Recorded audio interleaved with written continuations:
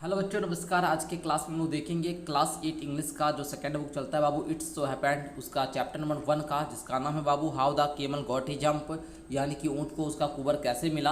इस क्लास में हम लोग इस चैप्टर का सारा प्रश्न उत्तर करने वाले हैं, तो वीडियो को पूरा अंत तक देखिएगा बच्चों। और हाँ, चैनल पर पहली बार आए तो सब्सक्राइब कर लीजिएगा, वीडियो को लाइक कर लीजिएगा। मैं आपको A to Z क्वेश्चन करवाऊंगा, ये एक्सरसाइज भी करवाऊंगा। पहले उससे पहले हम आप लोगों को क्या करवाते हैं, कॉम्प्रिहेंशन चेक। आइए इस क्वेश्चन को पहले कर लेते हैं बच्चों।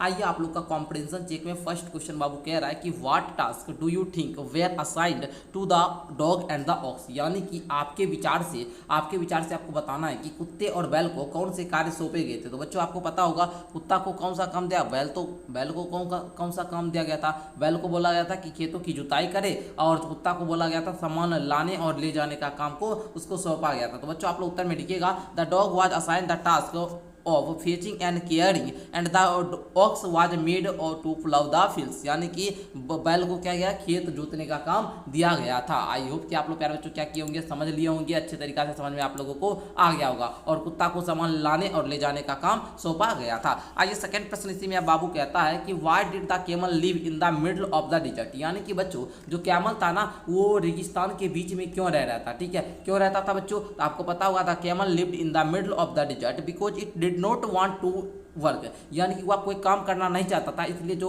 कैमल था, जो ऊंट था, वो रेगिस्तान के बीच में रहता था। आई होप कि समझे हुए होंगे। आइए बच्चों नेक्स्ट प्रश्न इसी में हम लोग देखते हैं। अगला प्रश्न आप लोगों का प्यारे बच्चों कहता है what made the dog horse and the aux very angry, यानी कि कुत्ते घोड़े बैल को इतना गुस्सा क्यों आया था। बच्चों मैं आपको कहानी पढ़ाया हूँ एंड वहाँ पर मैंने आपको बताया था कि बताइए, आप ही लोग बताइए, दो लोग मेरे यहाँ काम कर रहा है। ठीक है, अब ये लोग को सैलरी दोनों को हम दे रहे बराबर बराबर। अब ये क्या करेगा बाबू, काम करना बंद कर देगा। हम क्या करेंगे, इस आदमी से डबल दुगुना इसका भी काम जो है ना, फर्स्ट व्यक्ति का जो काम है इसका भी काम इसी पे सौंप देंगे, डबल काम करवाएंगे। तो भाई इसको गुस्सा होबे करेगा। तो वही बात इसमें था बाबू, क्या किया गया था, जो उसका मालिक था ना, यानी कि बच्चों लिखेगा the dog and the horse and the aux.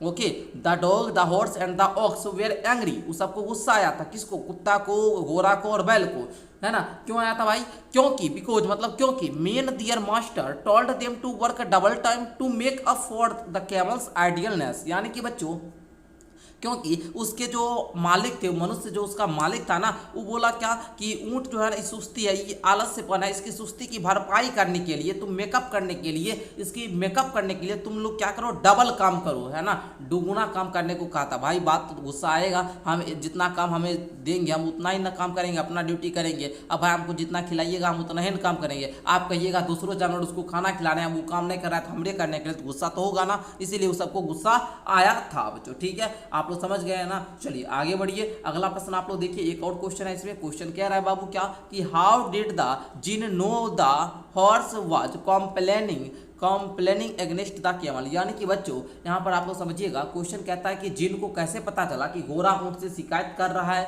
तो बच्चों आप लोग यहाँ पर उत्तर में क्या लिखिएगा, चलिए उत्तर में प्यारे बच्चों आप लोग लिखना शुरू कीजिएगा। लिखिएगा उत्तर में the jinn was the master of desert, यानी रेगिस्तान का जो मालिक था वो जिन ही था, है ना। So he was able to know easily who the animal with a long neck and long legs was, यानी कि इसलिए वो आसानी से क्या क्या इजिली तरीका से वो जान पाया कि लंबी गर्दन और लंबे पैर वाला जानवर कौन है। Who the animal with a long नेक, मतलब लंबी गर्दन, लॉन्ग लेग्स यानी कि लंबी पैरों वाला। आई होप कि आप लोग क्लियर हुआ होगा, समझ गए ना बच्चों। इसमें आप लोग का ये तो फर्स्ट पार्ट पढ़े थे, तो उसमें आप लोग का कॉम्पिटिशन में 4 ही प्रश्न था जिसको आप लोगों ने देखा। एंड सेकेंड जब हम लोग पार्ट को पढ़े ना, तो इसमें भी 4 कॉम्पिटिशन चेक का क्वेश्चन है। आइए इसको भी हम लोग क्या करते हैं प्यारे बच्चों, करने का प्रयास करते हैं गुरुजी। आइए बाबू यहाँ पर आप लोग समझिएगा, फर्स्ट क्वेश्चन आपका प्यारे बच्चों यहाँ पर क्या कह रहा है, इसको आप लोग थोड़ा सा गौर कीजिएगा। कहता the camel was the looking at the on reflection in the pool, यानी कि बच्चों ऊंट को तालाब में अपनी परछाई दिखा था, रिफ्लेक्शन दिखा था। What does it suggest to you about the camel, यानी इससे आपको ऊंट के बारे में क्या पता चलता है। तो बच्चों हमको जो पता चलता है वो तो हम यहाँ पर आपको बता रहे हैं। लिखिएगा this statement suggest that the camel loved it on image in the pool, यानी कि यह जो कथन है ना, इससे यही पता चलता है कि ऊंट को तालाब में जो उसका परछाई दिखा ना, उससे वो बहुत ज़्यादा क्या हुआ, परछाई से बहुत उसको प्यारी थी, उसको प्यारा लगा, अच्छा लगा।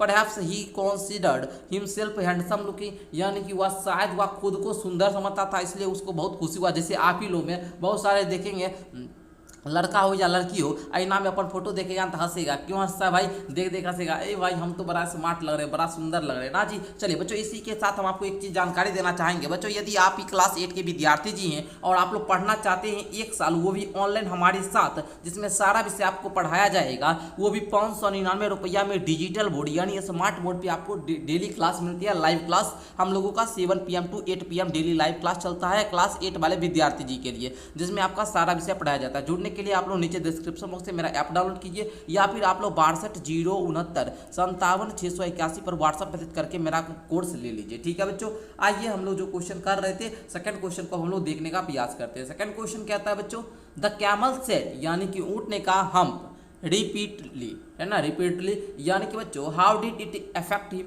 यानी कि जो ऊंट था बाबू, आपको पता होगा ऊंट के बारे में, वो बार बार हम पे बोलता था, ये हम के सिवा कुछ बोलबे नहीं करता था, इसका जिन पर क्या प्रभाव पड़ा? तो the word hump annoyed the djinn, djinn मतलब बाबू क्या कि हम्प शब्द से जिन चिढ़ गया। He turn hump into the hump on the camel's back, यानी कि उसने हम्प को ऊंट की पीठ पर कुबर में बदल दिया। बोला कि तुम जो हम्प बोल रहे हो ना, उसको क्या क्या कुबर में बदल दिया। समझे? आई होप कि आप लोग समझे भी होंगे। तीसरा प्रश्न देखिए बाबू, कहता है what according to the jinn was the use of the hump, यानी कि बच्चों जिन के अनुसार ऊंट के कुबर का क्या उपयोग था? तो बच्चों लिखिएगा the camel's hump content food material, यानी जो ऊंट का जो कुबर है उसमें भोजन की क्या होती है? सामग्री होती है। And it help the dessert animal go without any food for 3 days, यानी कि यह रेगिस्तानी जानवर को 3 दिनों तक बिना भोजन के रहने में क्या करता है बच्चों? मदद करता है। इसलिए ऊंट के पीठ में कुबर होता है ताकि वहां पर वो क्या कर रहे हैं? भोजन सामग्री को इकट्ठा कर सके। आई होप कि आप लोग समझे हुए होंगे। आइए बच्चों, इसका लास्ट प्रश्न यानी कि कॉम्प्रिहेंशन सेकंड का आपका जो चौथा प्रश्न है बाबू, जो कि कह रहा है यहाँ पर he has never yet learn to behave, यानी कि बच्चों यहाँ पर आप लोग समझिएगा, कह रहा है बाबू क्या उसने जो है ना वो नेवर लर्न मतलब आज तक तमीज से व्यवहार करना नहीं सीखा। In the right of this what is the writer opinion about the camel, यानी कि इस संदर्भ में लेखक का ऊंट के बारे में क्या विचार है? तो बच्चों आप लोग उत्तर में लिखोगे the writer in of the opinion that the camel has not change its nature and habits to this day, मतलब लेखक का मानना यह है कि ऊंट ने आज तक अपने स्वभाव और आदतों का कोई बदलाव नहीं किया है। ठीक है, आज तक, इस दिन तक। ठीक है बच्चों, आई होप कि यहाँ तक आप लोग समझे हुए होंगे। यहाँ तक समझने के बाद बच्चों आप लोगों को खुशी मिलने वाली है, क्योंकि अब हम लोग करने वाले हैं बच्चों एक्सरसाइज का क्वेश्चन, जो कि बहुत कम ही क्वेश्चन है, 4 ही क्वेश्चन है, लेकिन करने में बहुत मजा आएगा, क्योंकि हम लोग का चैप्टर भी बच्चों कंप्लीट होने वाला है। आइए बच्चों देखिएगा, कह रहा है बाबू क्या discuss the following topic in the group, आपको ग्रुप में समूह बनाकर क्या करना है? इस सब विषय पर चर्चा करना है। फर्स्ट क्वेश्चन है बाबू, can this story is factually true, मतलब यह जो बाबू स्टोरी है क्या ये सच में फैक्चुअली तथ्यात्मक रूप से ये सही है? नहीं सर, ये तो हमको इमेजिनरी लग रहा है बाबू। ठीक है, ये तो हमको इमेजिनरी लग रहा है, मतलब ये काल्पनिक है। लिखिएगा know the story is not factually true, it is just and imaginary one, मतलब नहीं, यह कहानी जो है ना ये तथ्यात्मक रूप से सत्य नहीं है, यह मात्र एक क्या है बच्चों? काल्पनिक कहानी है। ये कैसी कहानी है बाबू? काल्पनिक, यानी कल्पना शक्ति से इसको लिखा गया है। ओके, सेकंड क्वेश्चन है बाबू, व्हाट अकॉर्डिंग टू यू, यानी कि आपके अनुसार इज द स्टोरी अबाउट, इस कहानी में, इस कहानी के किसके बारे में है? तो कौन सा द फॉलोइंग, इस सबको आपको पढ़ना बाबू। आइए पहले पढ़ते हैं, हाउ द वर्ल्ड बिगेन, यानी कि दुनिया की शुरुआत कैसे हुई? Why everyone should do his her share to work seriously, यानी हर किसी को अपनी काम गंभीरता से क्यों करना चाहिए? How camel are important to humans, यानी कि जानवर इंसानों के लिए क्यों महत्वपूर्ण है बच्चों? ठीक है, एनिमल्स, ओके कैमल्स नहीं animals. How the camel got his jump, और जो ऊंट था उसको कुबर कैसे मिला? तो बच्चों हम लोग कहानी पढ़े थे, तो उसमें आपको सीधा सा कहानी का चैप्टर का ही नाम है बाबू, how the camel got his jump, हम है ना बाबू, यही ना है जी, ऊंट को उसका कुबर कैसे मिला? तो डायरेक्ट सर जी यही विकल्प हो जाएगा ना। तो सर आइए इसका हम लोग यही विकल्प मार देते हैं यहाँ पर, 4 नंबर इसका बिल्कुल क्या हो जाएगा जी? राइट हो जाएगा। ठीक है, चलो आगे बढ़े। अरे भैया ये क्या हो गया? चलो आओ 4 नंबर टिक करो। तीसरा प्रश्न समझो। तीसरा कहता है what did you do over the weekend, यानी कि प्यारे बच्चों आप सप्ताहांत में क्या किया? वेर यू जनरली एक्टिव और आइडियल, यानी कि क्या आप सक्रिय थे या निष्क्रिय थे, यह बताना है। Please check your back before starting to discuss और आंसर द क्वेश्चन, यानी कि कृपया प्रश्न पर चर्चा उत्तर देने से पहले अपने पीठ की जांच कर ले। तो बच्चों आइए आप लोग उत्तर में लिखिएगा, क्या इसको हम क्या करते हैं बाबू समझाते हैं। एंड आप लोग लिखिएगा on the weekend I got up late and relaxed, यानी कि सप्ताहांत में मैं देर से उठा और आराम किया। लेट इवनिंग यानी कि बाबू देर शाम में I watched my favourite TV serial, मैंने अपने पसंदीदा टीवी सीरियल देखा। And played cricket in the afternoon, दोपहर में मैंने क्या किया क्रिकेट खेला। I have checked my back and there is no hump, और मैंने क्या किया अपने पीठ की जांच की, उसमें कोई कुबड़ नहीं है बच्चों। आइए अगला प्रश्न देखते हैं। 4 नंबर कहता है there was broadly two category of workers, those who prefer to do today what they can do tomorrow and those who prefer to do tomorrow what they can do today, where do you belong, मतलब श्रमिकों को मोटे तौर पे 2 श्रेणी में बांटा गया। ठीक है बाबू, 2 कैटेगरी मतलब 2 कैटेगरी में बांटा गया। किसको? वर्कर्स को।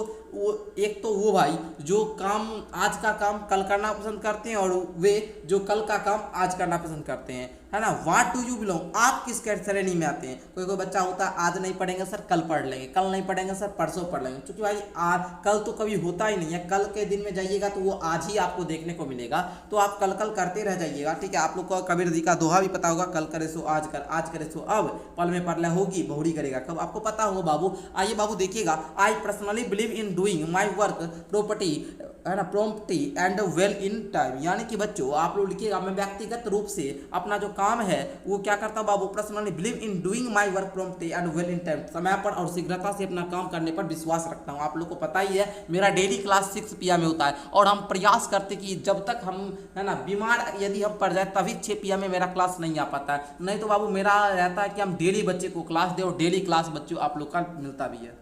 आई होप कि ये वीडियो आपको अच्छा लगा होगा। अच्छा लगा तो लाइक कर लीजिएगा, अपने दोस्तों में शेयर कर लीजिएगा। मैंने आप लोगों को ये चैप्टर का पूरा सारा प्रश्न उत्तर करवा दिया, आपको भी बढ़िया से समझ में आ गया होगा। हाँ बच्चों, एक बार फिर से जो बच्चे एप्लीकेशन डाउनलोड नहीं किए, मेरा एप्लीकेशन डाउनलोड कर लीजिए, वहाँ से कोर्स ले लीजिए, पढ़ने में बहुत मजा आता है बच्चों। सारे बच्चे आप ही के जैसे टॉपर बच्चे ही हमारे टॉपर बैच में पढ़ते हैं। धन्यवाद बच्चों वीडियो को अंत तक देखने के लिए।